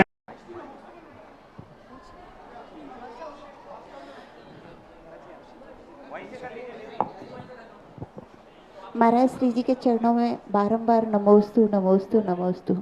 गुरुदेव, मेरी जिज्ञासा है, कहा जाता है कि जब दवा काम नहीं करती है तब दुआ काम करती है, तो दुआ और प्रार्थना में क्या अंतर है एवं दुआ की दौलत प्राप्त करने के लिए क्या क्या उपाय किए जा सकते हैं? कृपया जिज्ञासा सुनाएं। जब किसी के प्रति हमारी करुणा जागती है, जब किसी के दुख से हम दुखी होते हैं, तब दुआ का परिणाम आता है। प्रार्थना में भगवान की जो भक्ति की जाती है उसको एक प्रार्थना के रूप में मुझे स्वीकार हो, मुझे ये उपलब्धि हो, इसके लिए प्रार्थना की जाती है। इसलिए सबसे बड़ा यही है कि सामने वाले से हम जितने करुणावान, जितने उसके दुख से दुखी होंगे, उतने ही दुआ प्रकट होती है। जिज्ञासा करें श्रीमती वर्षा शैलेंद्र जैन, और ये अंतिम जिज्ञासा रहेगी। हाँ। नमोस्तु गुरुजी। नमोस्तु गुरुजी। मेरी जिज्ञासा है कि डोर का लंबा होना या कम होना इस बात का सबक नहीं हो सकता कि पतंग बहुत ऊंची है जब तक हमें उड़ाना नहीं आता। उसी प्रकार संपत्ति का अधिक होना इस बात का सबक नहीं हो सकता कि जीवन कैसे जिया जाए। जीवन जीने की सही तरीका ना आए तो गुरुवर हम किन सूत्रों को अपनाएं कि ये सूत्र नहीं कहलाते, नीतियाँ कहलाती, मुहावरे कहलाते हैं, ऐसे बना दिए जाते हैं। शर्त ये है कि जिसमें हमारा और दूसरे का अहित ना हो, ऐसे सभी कार्य करना वास्तविक धर्म कहलाते हैं और ये नीतियों से भी बहुत ऊपर होते हैं। ऐसे जिज्ञासा, अंतिम जिज्ञासा श्रीमती वर्षा शैलेंद्र जैन, फिर चलेंगे आरती की ओर। मेरे आराध्य गुरुवर के श्री चरणों में कोटिशय नमन, चुल्लक महाराज जी के चरणों में इच्छामि। स्वामी जी, मेरी जिज्ञासा है कि अगर किसी श्रावक का देव दर्शन का नियम है और वह कहीं ऐसी जगह जाता है जहां उसे देव दर्शन नहीं हो पा रहे हैं, तो क्या वहाँ जिनवाणी या शास्त्री जी के स्वाध्याय करके अपना नियम पालन कर सकता है? पहली बात तो ऐसे स्थान पर जाना नहीं चाहिए। यदि गया है तो जिनवाणी का दर्शन नहीं किया जा सकता। जिनवाणी के दर्शन से देव दर्शन नहीं होता। मुनिराज मिल जाए तो देव दर्शन पूरा हो जाएगा, क्योंकि ये दर्शन के लिए मुद्रा चाहिए, स्वतंत्र एक द्रव्य चाहिए। जिनवाणी एक पुद्गल की पर्याय है, उसमें कोई आकार नहीं है, उसमें कोई मुद्रा नहीं है। जिनवाणी का दर्शन नहीं किया जा सकता, इसलिए जिनवाणी दर्शन से आपका नियम पूरा नहीं माना जाएगा। ये बात अलग है कि आप उस समय प्रायश्चित करके और उस दिन को निकाल सकते हैं। सूचना है, जो भी आरती के लिए अपने नाम देना चाहता है 11,000 से शुरू कर रहे हैं। 11,100। आप लोग बैठे रहिए प्लीज, 5 मिनट की और बात है। आज की आरती के लिए पूरी समाज से एक व्यक्तित्व का चयन करना है। 11,111 1, 11,111 2।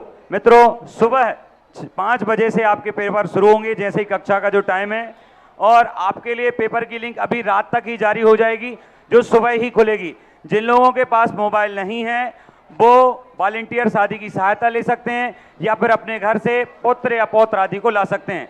कल की आरती श्री अजय भैया झापन कॉलोनी प्रेरणा से ब्रह्मचारिणी प्रतिभा दीदी सिमरमऊ, ब्रह्मचारिणी निक्की दीदी सिमरमऊ, संजय जी नीति सिमरमऊ ने ली थी। आज की आरती के लिए 11,111 1, 11,111। जब तक आरती वाले ना आ जाएं तब तक आप म्यूजिक ना बजाएं प्लीज। 11,111 1, 11,111 2, 11,111 2.5, और कोई 12,112, 12,112, 12,112 1, पूछ लीजिए फटाफट। 12,112 1, 2, 2.5, पौने 3, और ये 12,112, 12,112, और ये 12,112 रुपया 3। यह सौभाग्य मिला है श्री, कौन सा मंदिर है ये? अखिल भारतीय महिला परिषद दमोह। आइए उनका स्वागत करते हैं, आरती करेंगे। अखिल भारतीय महिला परिषद दमोह। आरती की बात, आरती की बात, चलो भाई चलो।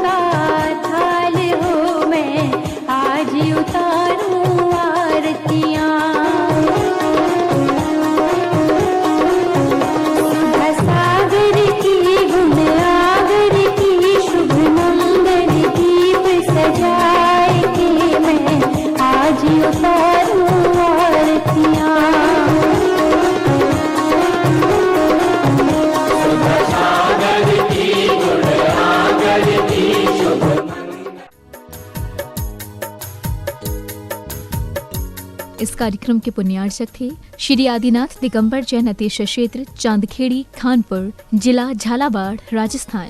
बैंक डिटेल्स खाता नाम श्री आदिनाथ दिगंबर जैन अतीश क्षेत्र Chandkhedi. Bank of Baroda account number 39160100000437। IFSC code BARBO KHAJHA। State bank of India account number 510652616764। IFSC code SBIN 0031273।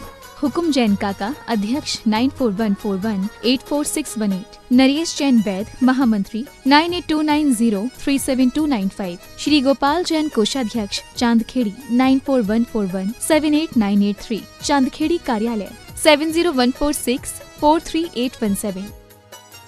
स्वर्गीय श्री आदर्श जैन जी, श्रीमती सूर्या जैन जी, रोहित, श्वेता, हर्षित एवं कामाक्षी।